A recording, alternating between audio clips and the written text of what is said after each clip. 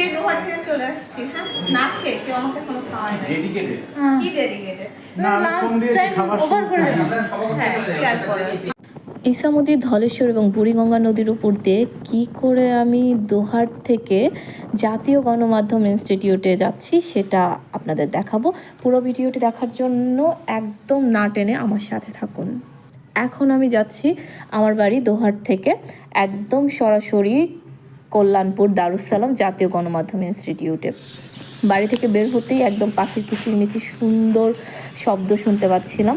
তারপর একটা অটোতে করে মাঝির কান্দা যাচ্ছিলাম। মাঝির কান্দা থেকে বাস কিংবা বাসে গেলে কোনাখোলা নেমে তারপর সিএনজি নিতে হবে, কিন্তু আমি ডিরেক্ট সিএনজিতেই যাব, কারণ একদম মোহাম্মদপুরে 150 টাকা ভাড়া মাঝির কান্দা থেকে একদম সরাসরি যাওয়া যায় মোহাম্মদপুর 3 রাস্তার মোড়। হ্যাঁ, মোহাম্মদপুর 3 রাস্তার মোড়ে গিয়ে তারপর হচ্ছে ওখান থেকে আমি একটা বাইক নেই এবং হচ্ছে একদম সরাসরি জাতীয় গণমাধ্যম ইনস্টিটিউটে চলে যায়। বাসেও যেতে পারেন, বাসে মাত্র 15 টাকা ভাড়া।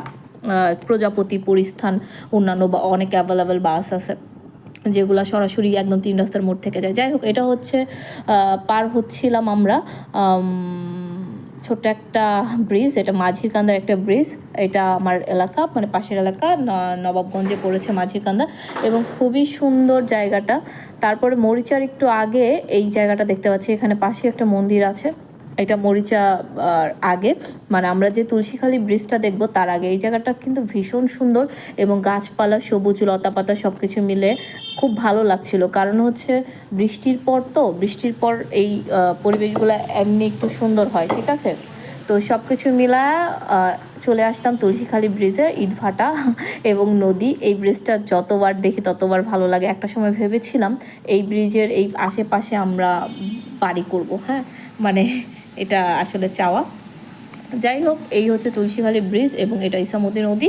তো সব কিছু মিলিয়ে দূরে দেখতে পাচ্ছিলাম কাশফুল এবং ভীষণ ভালো লাগছিল। কাশফুলগুলো কতটা দেখতে পাচ্ছে না